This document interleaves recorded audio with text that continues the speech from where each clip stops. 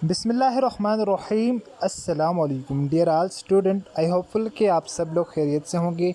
अच्छा जी, आज की वीडियो में आप लोगों के साथ एएफएनएस के जो मोस्ट रिपीटेड क्वेश्चन हैं और इसके अलावा मैं आप लोगों को एक कंसेप्चुअल चीज़ें बता देता हूँ जो कि पेपर में आज और कल ये 2 दिनों के अंदर जो रिपीट हुई है ना, तो जो सबसे ज़्यादा क्वेश्चन आ रहे हैं वो फिज़िक्स और केमिस्ट्री के आ रहे हैं। तो उनमें किस तरह के क्वेश्चन आ रहे हैं? फिज़िक्स के अंदर जो मोस्टली क्वेश्चन है वो न्यूमेरिकल के आ रहे हैं। तो न्यूमेरिकल के जो क्वेश्चन है मैं आप लोगों को बता देता हूँ कि आप लोगों ने उनको मेथड सीख लेना है। ठीक है, क्वेश्चन बड़े इजी वे में हो रहे हैं, जस्ट आप लोगों को उसका मेथड, उसके फार्मूला आना चाहिए। ठीक है, फार्मूले में आप लोग पुट करके कोई भी जो क्वेश्चन होगा आप लोग उसको सॉल्व कर लेंगे। तो ये वाला क्वेश्चन मुझसे मेरे साथ एक स्टूडेंट ने शेयर किया था, तो मैं आप लोगों को मैंने उसी तरह ये वाला उठा के लिख दिया ताकि आप लोगों को ये वाला क्वेश्चन समझ भी आ जाए और इसका आप लोगों को कंसेप्ट भी समझ आ जाए। उसके अलावा एकेडमिक के मोस्ट इंपॉर्टेंट क्वेश्चन इंशाल्लाह आपके साथ आज के इस वीडियो में डिस्कस करने वाला हूं। तो सबसे पहले आप लोगों ने वीडियो को लाइक कर देना है और अगर चैनल पर फर्स्ट टाइम आए हैं तो प्लीज़ चैनल को भी सब्सक्राइब कर दें ताकि इस तरह से रिलेटेड आने वाली डेली एक्सपीरियंस के वीडियो सबसे पहले आप लोगों तक पहुँचती रहे। जो फर्स्ट नंबर पर हमारे पास क्वेश्चन है जी फिज़िक्स का, if a car travel for 2 hour, एक जो कार है वो क्या कर रही है, ट्रेवल कर रही है फॉर 2 हॉर 2 घंटों के लिए, एंड कवर 120 माइल्स, 120 माइल्स जो है इसने कवर किए हैं, we can work out speed as. अच्छा, अब ये कह रहा है कि इसकी जो स्पीड है वो क्या है। अब आप लोगों ने स्पीड के लिए जो फार्मूला यूज़ होता है वो ये यूज़ होता है, speed is equal to distance divided by time. ठीक है, तो अब आप लोगों ने यहाँ पर पीछे स्पीड लिख दिया, डिस्टेंस, टोटल डिस्टेंस कितना ट्रेवल किए 120 माइल है, यहाँ पर हमने जो है इसमें लिख दिया 120 माइल। ठीक है, 120 माइल डिवाइडेड बाई टाइम कितना है, अब टाइम इसमें 2 हॉर बताए हुए है। तो 120 को जिस वक्त 2 के साथ तकसीम करेंगे तो 60 इसका 60 हमारे पास बन जाएगा 60 मिनट पर हॉर। ठीक है, 1 घंटे में 60 किलोमीटर ये जो है ट्रेवल तय कर रही है। अब क्वेश्चन इजी है, लेकिन अगर आपको इसका फार्मूला आता होगा तब ये आप लोगों को इजी लगेगा। ठीक है, इसके अलावा एक ये वाला क्वेश्चन आया हुआ था एक नेक्स्ट सेंटर में, if a car travel 66 kilometre in 1.5 hour then we can use this formula to calculate the speed. ठीक है जी, ये वाला क्वेश्चन यहाँ तक था कि इसका जो है आप लोगों ने स्पीड कैलकुलेट करने की, स्पीड क्या है। तो सेम मेथड में यहाँ पर आप लोगों ने स्पीड कैलकुलेट करने के लिए 66 किलोमीटर आप लोगों ने टोटल जो डिस्टेंस लिख देना है और जो टाइम है वो कितने 1.5 के साथ इसको डिवाइड कर देना है। तो जिस वक्त आप लोग इसको 66 को 1.5 के साथ डिवाइड करेंगे तो इसको करेक्ट आंसर आई थिंक 44 बन रहा है। ठीक है, 44, तो इसका करेक्ट आंसर 44 ही बन रहा है। ठीक है, 44, तो ये वाला इसका करेक्ट आंसर है। जिस वक्त आपको फार्मूले आ जाएंगे तो आप लोगों ने क्वेश्चन आप लोग सोल्व कर लेंगे। इसके अलावा रेजिस्टेंस के क्वेश्चन आ रहे हैं, वो भी मैं आप लोगों के साथ एक दो मैथमेटिकल जो उनकी फॉर्म आई है क्वेश्चन की, वो भी मैं आप लोगों के साथ 1 बाई 1 करके डिस्कस कर देता हूँ। उसके अलावा एक और नेक्स्ट जो क्वेश्चन आया हुआ था वो ये था, what are the best bio indicator, कौन सा जो बायो इंडिकेटर है जो है बेस्ट बायो इंडिकेटर कौन सा है। तो बेस्ट बायो इंडिकेटर, तो जो बेस्ट इंडिकेटर है वो ड्रैगन फी लार्वा जो है ये बेस्ट बायो इंडिकेटर है। इसका करेक्ट आंसर ये वाला था। ओके, उसके बाद नेक्स्ट जो क्वेश्चन आए हुआ थे जी, what are the bacteria with flagella called, जो बैक्टीरिया फ्लैजेला के साथ होता है तो उसको क्या कहा जाता है। तो उसका करेक्ट आंसर हो जाएगा पीरीट्रेक्स। ओके, उसके बाद नेक्स्ट जो क्वेश्चन आया हुआ था वो ये था, thickness of gram positive bacterial cell wall or cell membrane. अच्छा, ये वाला क्वेश्चन था, तो इसका जो करेक्ट आंसर था अबाउट 20 to 80 नैनोमीटर। ठीक है जी, nanometer, about 20 to 80 nanometer is the correct answer of this question. Thickness of gram positive bacterial cell wall, अब gram positive bacterial cell wall या सेल मेम्ब्रेन दोनों एक ही चीज़ें हैं। इसकी जो थिकनेस है वो कितनी है, 20 से 80 नैनोमीटर। ओके, उसके बाद नेक्स्ट जो क्वेश्चन आए हुए थे जी, which bacteria can switch from aerobic to anaerobic respiration in the availability of oxygen. कौन से ऐसे बैक्टीरिया हैं जो एरोबिक से एनोरोबिक रिस्पायरेशन में, रिस्पायरेशन की मौजूदगी में, ऑक्सीजन की मौजूदगी में वो क्या करते हैं, स्विच ऑफ करते हैं। ठीक है, एरोबिक से एनोरोबिक में, तो वो कौन से बैक्टीरिया हैं। फैकल्टेटिव एंड एरोबिस, ठीक है। फैकल्टेटिव एंड एरोबिस जो इज्तिमाई तौर पर होते हैं ना, इज्तिमाई तौर पर फैकल्टेटिव कहा जाता है इज्तिमाई को। इज्तिमाई एंड एरोबिस जो होते हैं वो उनकी मौजूदगी में बैक्टीरिया क्या करते हैं, वो एरोबिक से एनारोबिक में स्विच ऑफ कर देते हैं, ठीक है, ऑक्सीजन की मौजूदगी में। तो ये इसका करेक्ट आंसर हो जाएगा, फैकल्टेटिव एंड एरोबिस। अच्छा जी, फिजिक्स का एक ये वाला क्वेश्चन भी रिपीटेड है, ठीक है जी। Maximum angle of projectile is, तो प्रोजेक्टाइल का जो मैक्सिमम एंगल है वो क्या है, वो 45 है। 45 इज़ द करेक्ट आंसर। ये फिजिक्स का रिपीटेड क्वेश्चन है, ठीक है, ये वाला इंपॉर्टेंट है। इट मीन यहाँ पर इसके नीचे एक्सप्लेनेशन लिखी हुई है कि क्वेश्चन दो सूरत में आ सकते हैं ना। अगर ये वाला क्वेश्चन आ जाता है maximum angle of projectile is 45 है, the range of the projectile for the given initial velocity, initial is maximum, ठीक है जी। यहाँ पर मैक्सिमम पूछी हुई है, मैक्सिमम इनिशियल है। When the angle of projection is 45, जिस वक्त प्रोजेक्टाइल मोशन मैक्सिमम होगा उस वक्त उसका जो एंगल होगा वो 45 होगा, ठीक है जी।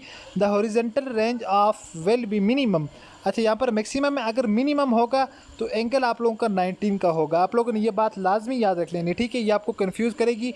अगर मैक्सिमम होगा तो आपका एंगल 45 है, अगर यही मिनिमम हो जाएगा तो आपकी प्रोजेक्शन जो है, प्रोजेक्टाइल जो होगा वो 90 डिग्री का हो जाएगा, ठीक है, ये इसका करेक्ट आंसर है।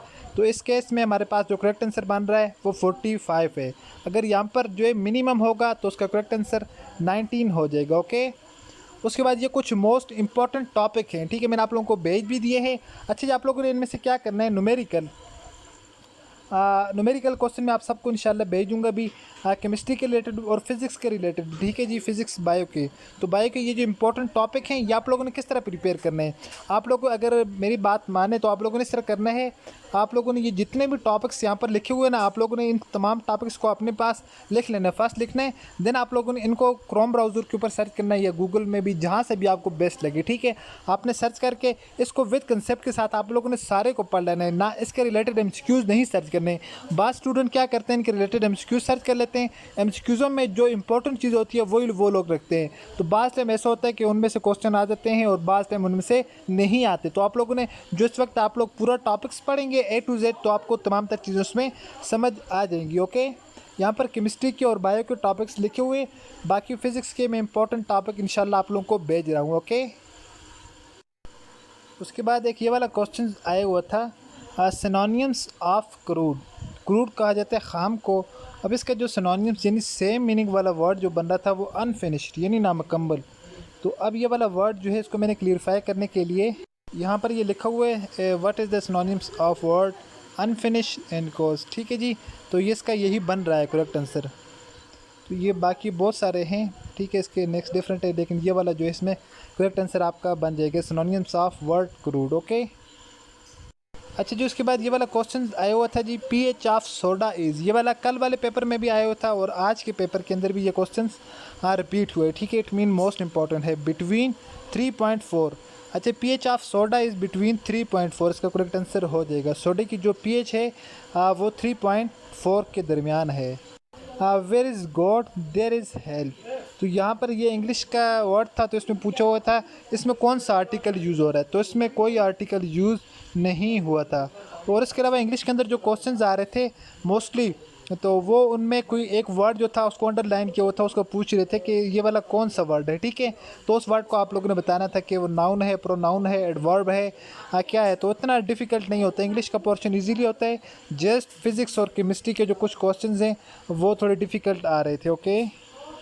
उसके बाद नेक्स्ट जो क्वेश्चन है जी, व्हीकल इज़ टू व्हील, गाड़ी से जो wheel and sound to wave, तो ये आपका वर्बल का क्वेश्चन था, ठीक है जी। ये बिल्कुल इजी क्वेश्चन है, इसमें आई थिंक कुछ इस तरह की चीज़ नहीं है जो आपको मैं समझाऊँ।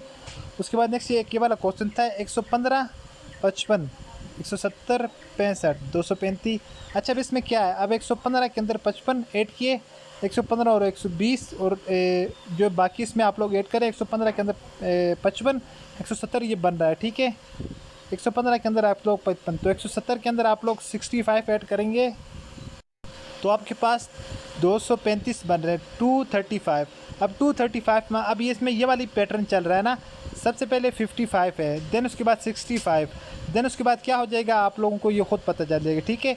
55 के बाद 65, 65 के बाद अब यहाँ पर 75 इसका जो है वो करेक्ट आंसर आ जाएगा।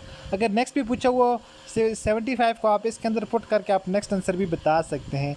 तो ये वर्बल का एक क्वेश्चन था, ठीक है, जो मैंने आप लोगों के साथ डिस्कस किया है।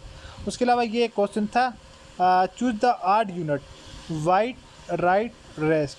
वाइट इसमें जो था ये आड 1 यूनिट था, ये बाकी जो क्वेश्चन है उनमें से डिफरेंट था, ओके। उसके बाद एक ये वाला क्वेश्चन आए हुए थे जी वर्बल के अंदर, i = 9, m = 13, x = वट। आई, अब यहाँ से अल्फ़ाबेट है ना, आई जो अब कितने नंबर पर आ रहा है यहाँ से आप लोग गिने, ABCDEFGH, आई 9वें नंबर पर आ रहा है, तो इन लोगों ने लिख दिया। एम यहाँ पर जो है वो 13 नंबर के ऊपर आ रहा है, आप लोग इसकी गिनती कर लें तो 13 नंबर पर आ रहा है, ठीक है।